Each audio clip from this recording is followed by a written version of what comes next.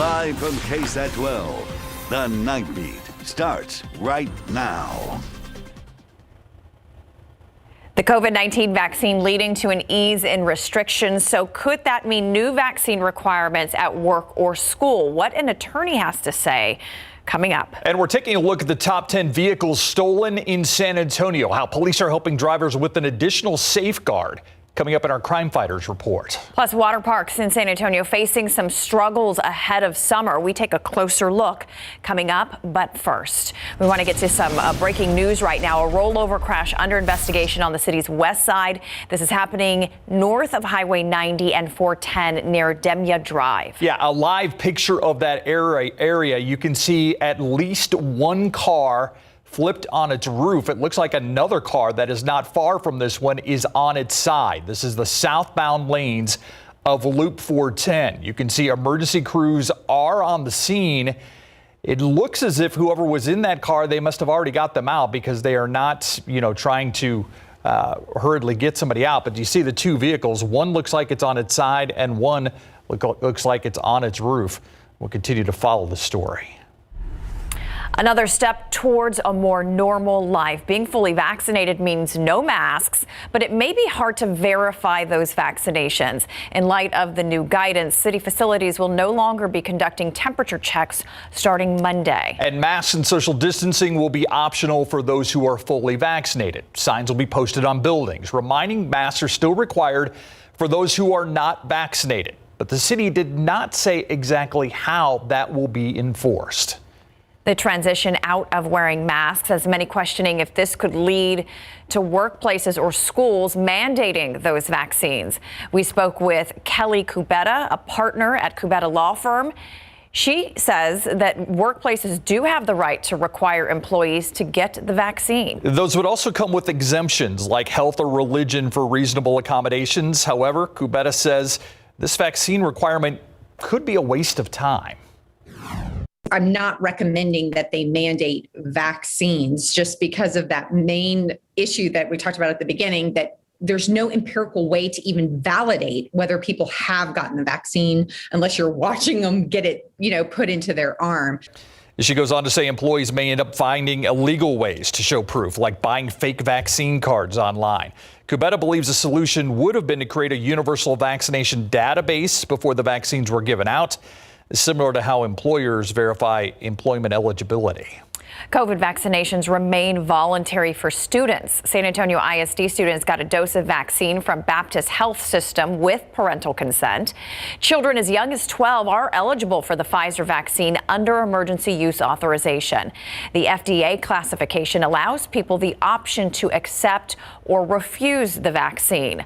Pfizer is already starting the process to obtain full FDA approval. Even with full approval, it would still be up to the individual states to decide whether schools should require the COVID vaccine. Here in Texas, it would be up to the Department of State Health Services to make that decision for grades kinder through 12th grade. Students may also be exempt in certain cases. Some colleges and universities making their own decisions about vaccine requirements. So far, UTSA simply encouraging students to get the vaccine. The private St. Edward's University in Austin taking a stronger stance, saying students must become vaccinated. According to the Texas Tribune, they're allowing people to opt out for religious, medical, or personal concerns with the proper documentation. And while the emergency use classification does allow for the option to refuse a vaccine, the FDA says people should also be notified if the consequences, if any. In the case of St. Edward's, students who do not provide documentation or refuse the vaccine will not have access to their campus and will be limited on the courses they can take. We have a list of places where you and children as young as 12 can get the vaccine. Many locations offering walk-up or drive-up vaccinations without an appointment. It's all online at KSAT.com. To other news tonight, a father killed his own son, charged in the death. We have a Nightbeat update to a story we brought you last night. We now know the name of that suspect. He is 42-year-old Jason Anthony Huron, and he faces a charge of murder tonight. He was booked into the Bexar County Jail just before 5 this morning. That's hours after police responded to a call for a suicide at a home on Lyric Avenue on the city's southeast side, not far from South Cross and Goliad. Police say Huron then told the 911 dispatcher he was the man who shot his father. And new on the Nightbeat, car thefts on the rise, according to San Antonio police. You could be driving one of the top 10 stolen vehicles in the city. The night team's Jonathan Cotto shows us that list and the additional safeguards that officers will be providing drivers tomorrow. Here's tonight's Crime Fighters report.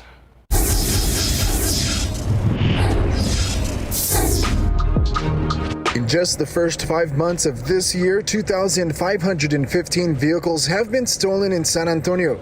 Police say that's an increase of over 12% compared to this time last year. You know, it doesn't matter what kind of car you drive. All vehicles are potential targets of being stolen or burglarized. This is a list of the top 10 most stolen vehicles in San Antonio, and if you drive a pickup truck, your chances of becoming a victim are slightly higher. I've had friends who've gotten these stolen, throughout, high school and all that, and when they were recovered, they were already torn apart, or they were already over the border. This weekend, SAPD will provide anyone this free service. VIN etching. They will etch the vehicle identification number, a unique code used to identify your car, into all of the windows. Police say the etching makes it harder for crooks to sell parts off of your vehicle or sell the vehicle itself. It's one of those things that you do get with having these trucks, but we love them, and we just got to stay aware of where we park and what we keep inside.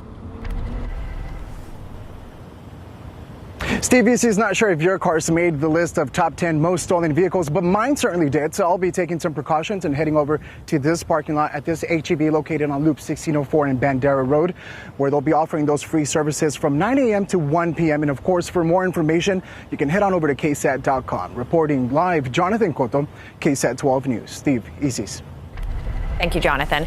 An identity still not released in that deadly crash near St. Mary's and 281. Police only saying a 54-year-old man died after his SUV veered off the road and hit two other parked vehicles before rolling over earlier this afternoon. That man was pronounced dead. No other injuries were reported. Along with confirming an identity, the medical examiner is trying to determine if a health condition could have led to that crash. And new tonight, a backlog in arbitration for fired San Antonio police officers hoping to win their jobs back. The pandemic partially blamed for that delay. The defenders obtained records showing 16 police officers who were fired are pending arbitration. Those who do win their job back could be owed back pay and benefits. Many have been off the job for about a year. This appeals process is laid out in the current collective bargaining agreement between the police union and city. Discussions on a new contract are still in the works. Proposition B attempted to stop San Antonio police officers from being able to collectively bargain. It was narrowly defeated. Right now on KSAT.com, we have a map of the city showing where support and opposition for the proposal fell. You can take a closer look right now on our website, KSAT.com. Well, we are weeks away from the end of a migrant shelter operation at the Freeman Expo Hall. However, Military City USA will continue to house unaccompanied migrant teens at another facility. The shelter at Joint Base San Antonio Lackland plans to continue to operate through the summer. Tonight, 368 teen boys remain housed at JBSA Lackland. The facility has a capacity of 372 beds. Meanwhile, the facility at Freeman Coliseum's Expo Hall currently houses 720 teen boys. Those boys are expected to be placed with their sponsors by the end of this month. And we've had some nice temperatures today in the 80s for most of us here in San Antonio. We made it up to 83. Temperatures now in the 70s, starting to fall. And there's a lot of humidity out there. We'll continue to see that through the night. Almanac for today, 83 was the high, 63 the low this morning. Records are 97 and 48. We didn't get anywhere near those. But as we mentioned, there is going to be quite a bit of humidity, some breezy winds tonight. We'll drop down to about 68 degrees. Clouds move in and chances of rain arrive tomorrow and continue into next week. We'll take a look at that forecast coming up. Thank you, Justin. Still ahead on the Nightbeat. It's been a long, winding road in his fight against cancer. The moment of victory caught on camera for the San Antonio teenager. Coming up. And water parks in San Antonio preparing for the summer crowds. The setbacks they face as they try to leave the pandemic behind. It's coming up next on the Nightbeat.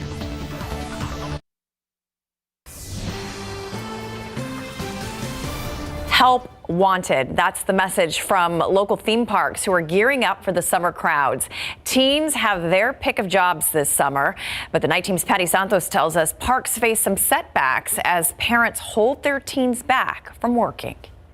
Ready or not, here we come. Splashtown is gearing up for this weekend's big opening, but there's a problem. We're about halfway through the hiring that we should be at right now. They need about 300 people to help run the water park every summer. We can raise our wages and we can offer some competitive benefits for referrals for our employees that are here to bring their friends. They may be forced to stagger some rides if they don't get enough staff, and they're not alone. This is a highly competitive environment for all employers at this point in time. Fiesta Texas also increased wages and is pushing their employee perks. Six Flags is by far the most fun, exhilarating, best place to work for experience, for making friendships that last a lifetime. Schlitterbaum says they're in dire need of lifeguards and housekeepers too. They're paying more than last year. There's been a list of problems. First it was COVID, then there was the freeze, and now these hiring issues. These parks just want a break and they want a good summer. Maybe this season it's not going to be the most revenue generating season in our history, but we're going to do what it takes to make sure that we are in it for the long run and that our guests know that Schlitterbahn is here to stay. These parks traditionally count on a high school and college workforce, but it seems parents might be holding young workers back. We're not seeing the demand needed because the unemployment is paying so much more, so they're not needing the kids to come to work right now as desperately as we've seen in the past. But anyone needing easy money will have their pick of summer jobs. We're all hiring and we're hoping they answer the call. Patty Santos, KSAT 12 News. Now, if you are looking for a job, we have a link to Splashtown, Fiesta, Texas, and Schlitterbahn on our website, KSAT.com.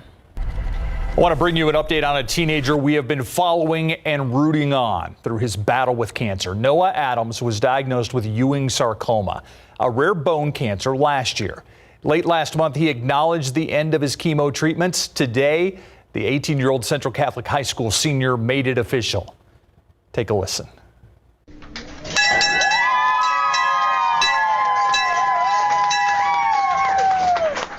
Today, Noah able to ring the cancer-free bell at University Hospital. Earlier this week, his scans came back clear of cancer. His leg amputated to help remove the cancer, and he underwent chemo. But he is thriving with his prosthetic. He even started specialized training at the Center for the Intrepid. Noah has another celebration coming up, too. He is set to graduate on May 27th. Congratulations, Noah, on that graduation and, of course, beating cancer. Yeah. That is awesome. He's worked hard for it. All right, some of the carriages lined up downtown. Nice night for a carriage ride, I guess. Yeah, it's a beautiful shot. I love that. It is really a nice evening. We've had a nice stretch here the last couple of days. Temperatures have been below average. Felt really pretty good outside. Humidity, though, starting to come back, and I think we're going to get some showers and storms over the weekend and also next week. We're moving into a really busy pattern here. Let's take a look at the time lapse. We had partly cloudy skies today, cleared out for a little bit. Clouds are starting to fill back in, though, and right now we're sitting at 75 at the airport. Cloudy skies, southeasterly winds at 16. And notice the dew point. It's at 64. That is climbing. Humidity is really starting to jump up here. 75 Boulevardy, 75 at the airport, 74 Randolph, 75 Hondo, 74 right now Tarpley. And still in the 80s in Carrizo Springs, 81 degrees there, 73 Kennedy, 73 Gonzales. There's a look at the wind gusts. We've had some fairly breezy winds tonight. Southeasterly winds are gusting 20 to 25 in some cases, even up to 31 there in Cotulla. So it is going to be a breezy night, but that just brings in more humidity. These numbers are going to grow. And you see the dew points in the 60s, even 70s. That's that deeper moisture starting to work in. So we had a couple dry days. That's gone. And as we look at the big picture here, This moisture is making it all the way into the Texas Panhandle, and that's where they've had some big-time storms this afternoon, and even tonight, still some storms going there around Amarillo. Those are falling apart a little bit, but they'll work southeast. We've also got some energy out across parts of West Texas and Mexico. This is what I want to watch because this is the energy that'll be moving into South Texas tomorrow. And what we see here will probably die down some, but we'll see things redevelop tomorrow morning and into tomorrow afternoon. So scattered showers and storms for your weekend. Here's how the forecast looks. By 7 o'clock, we've got some showers out west, and then by midday, we're starting to see some of these showers and storms get a little bit closer. First half of the day, best chance of rain will be west of San Antonio. As we get into the afternoon, though, this does show scattered showers and storms. So the takeaway here, it's not going to rain all day tomorrow, but be prepared for some downpours here or there. We're not looking for a lot of severe weather either. Can't rule out a strong storm, but I still think we're going to see a lot of big-time storms. And then by Sunday morning, we'll have to watch for another complex of showers and storms coming out of Mexico. This could affect us Sunday morning, and we'll still see some scattered activity perhaps Sunday afternoon. That's just the start of it because we're expecting more as we get into next week. For tomorrow, 40% chance noontime, 40% chance around 2 o'clock. We'll keep that going through 5 o'clock. Temperatures will top out in the low 80s, southeasterly winds 10 to 15. Down the line, here's what we have to watch next week. Area of low pressure moves towards Texas by, I'd say, Tuesday afternoon, Tuesday evening, and this is when we could see some strong storms, maybe some severe weather across Texas, including right here in South Texas. We could also see some heavy rain. That's the other issue that we're going to have to watch here closely. This is the rainfall potential over the next 7 days. And you look here, we're talking 3 to 5 inches in some cases. Now, this is, again, over a week's period, but the threat of flash flooding will increase next week. It's a little too early to say when and where. It's just something we need to watch very closely. So, again, there's a look at the rainfall, and here's the 7-day forecast. 81 tomorrow, 40% chance of rain. We'll go 40% chance on Sunday, too, 83. We'll taper that off a little bit Mondays. We'll be in between systems, but Tuesday, a 70% chance of rain, and there could be a few strong storms that day. 40% Wednesday, 40% Thursday, and it continues even into Friday. So this is a really busy 7-day forecast. We're moving into an active pattern, and it's that time of year where we have to watch for severe weather pretty closely, guys. All right. Thank you, Justin. All right. So Tim Duncan becomes Hall of Famer. Tim Duncan. You know, in a career, it's rare one player stays with one team. It's even more rare one player, one coach for their entire team. And what about that special relationship he has with Greg Popovich? When we come back, you'll hear from Tim Duncan before he enters the Hall of Fame tomorrow. And the Cowboys on the first day of the rookie minicamp when we come back.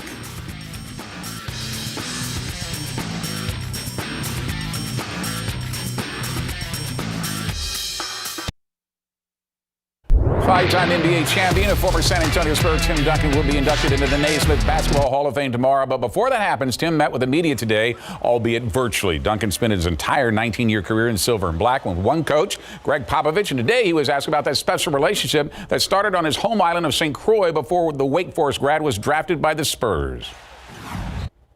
It started him going out of his way to want to know who I was as a person, wanted to meet my friends, wanted to meet my father, sit down and speak with him. It started there, and he built that trust from early on, just trying to understand who I was, not just as a basketball player, but as a person and beyond. He's always been wonderful to my family and friends, and an individual like that who kind of goes out of his way to let you know him and get to know you is an easy person to trust. Now that the Spurs have locked into at least the play-in tournament and cannot improve their position to number 10 with just 2 games left to play, that allowed Spurs head coach Greg Popovich to be there when Tim Duncan is inducted into the Hall of Fame tomorrow. The Spurs released this interview with Pop today before Tim's big day tomorrow. I've been fortunate to get hooked up with this guy, who is the most selfless individual I've ever been around. All he really cares about is being a good guy, living his life, doing the right thing. It kind of leaks over into basketball, which was his job for so long. He just wanted to do the best job he possibly could but mostly to win, to help his program be the best, to help teammates be better. His humor, his leadership, just his demeanor and his way of living his life made all of our lives so much easier. That's just who he is. Last two games will be against Phoenix starting tomorrow. The playing game will be on Wednesday. Pro football coverage powered by Davis Law Firm. The Dallas Cowboys opened their rookie minicamp today with new defensive coordinator Dan Quinn overseeing 8 of the Cowboys' 11 draft picks who were chosen to rebuild the Dallas D, including #1 overall pick linebacker Micah Parsons overall to the Cowboys, that is. The Cowboys decided not to pick up the 5th-year option on Mike linebacker Leighton Vander Esch. So the big question is, where has Quinn told Parsons he'll be playing? Yeah, right now I'm at Mike linebacker, and looking at the playbook. This is a position for me to go sideline, make a lot of plays, and really stop that run. How it's supposed to do. We'll see how it works out. Major high school coaching shakeup next. The new head coach of Brandeis High School is Charles Bruce, and if that name sounds familiar, it should. He's a former head coach at Wagner High School. Bruce has offered the job after David Branscombe abruptly resigned to become the new defensive coordinator at Allen High School. Bruce led the Thunderbirds to 2 state semifinals appearances in 2018 and 19. Now becomes the Broncos' 4th head coach. I spent a lot of time in Judson ISD and have a lot of relationships in Judson ISD, but this was an opportunity that I could not pass up. This is a phenomenal community. They've welcomed me with open arms, and I'm excited to be a Brandeis Bronco. All right, it's win or go home with the Johnson Jaguars in this series against Round Rock in the second round of the 6A playoffs at NEISD Sports Complex tonight. Second inning, the Dragons are already up 1-0. They add to their lead. Travis Sikora chops one down the left field line. That will score Mason Strunk, 2-0 Round Rock. Next inning, the Jags take a bite out of that lead with runners on first and third. Trevor Clark caught in a rundown between first and second, and a heads-up play there by Ryan Farber, who steals home to make it a 1-run game, but the final is 4-1 Dragons. To softball with the Brennan Bears also in a must-win Game 2 tonight versus the O'Connor Panthers at Northside Field to the top of the third. Panthers up 1-0. Runner on second. Jada Munoz at the plate, and with one mighty swing, crushes a 2-run blast to left. O'Connor up 3-0. Bottom of the third now. 2 Bears on. The bags for Jaden Abrego. She hits a slow chopper back to the pitcher, but the throw is off the mark. That is ruled a double. 1 run is allowed to come in, but the Bears rally falls short. The Panthers take it 4-3 to advance to the regional semifinals. Over at Diz Reeves Diamond, 1-game playoff in the Class 5A baseball between Alamo Heights and Eagle Pass win. Mule strike first at the top of the fourth. The pitcher Edward Hart breaks a scoreless tie with a single up the middle. John York rounds third. He will score, and Heights leads 1-0. Top of the fifth. Game now tied at 1. Bennett Angulu knocks a base hit into left. Corbin Gunner scores, and Mules scores 6 runs in the top of the fifth. And they are moving on. 9-1 is the final. Once my offense put up that many runs behind me, it just makes it easy for me on the mound, just filling up the zone. That's all I really got to do is fill up the zone, let them hit it, maybe they won't hit it. Practice has been tough, but everybody's just been grinding it out. And, it was a great turnout today. I love seeing everybody just keep competing, keep grinding, even when we're up big. I don't know what I like more, the 1-game eliminator or the 3-game. I think 3-game, just because if you happen to have a bad game, you can advance. Yeah, I think you're probably right. I'll go with that one. Yeah, thanks for sure. Unless you win the 1 game, then you love exactly. it. Then you love it. Exactly. We'll be right back.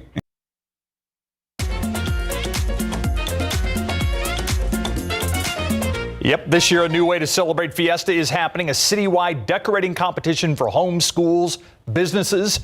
It's called the Porch Parade. The event is already underway. It runs through May 24th. A total of 7 winners will be chosen. We have all the details. To submit your application right now on KSAT.com. Well, the world's only official Harry Potter flagship store opens next month in New York, and it also has a special kind of bar. A butterbeer bar. It's what the characters drink in the Harry Potter books and movies. The butterbeer sold in the bar is non-alcoholic and tastes like butterscotch. It also comes in a vegan version. Customers can choose between draft and bottled butterbeers and eat butterbeer ice cream. Say bottled butterbeer 3 times really fast. There you go. Ooh, that's tough. Yeah. All right. Forecast. We're going to be up around 81 tomorrow, 83 on Sunday. If you have weekend plans, just know there will be some showers and storms around. 40% chance. We increase those chances on Tuesday. 70% chance, guys. Thank you, Justin. Good to see you on the Night Beat. Thank you. GMSA starts at 6 a.m. tomorrow. Good night.